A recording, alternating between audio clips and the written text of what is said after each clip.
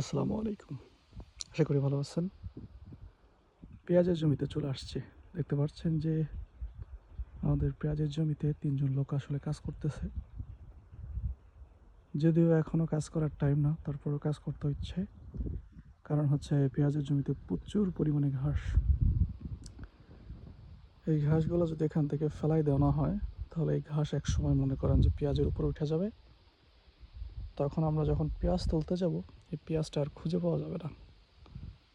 যার কারণে হচ্ছে এই ঘাস তোলার জন্য কৃষক হয়েছে। তো আলহামদুলিল্লাহ দেখতে পাচ্ছেন যে পেঁয়াজের গ্রোথ কত ভালো। একদম আমাদের যে হাঁটু রয়েছে সেই হাঁটুর উপরে আসলে বর্তমান পেঁয়াজের যে লম্বায় সেই লম্বায় অবস্থান করছে।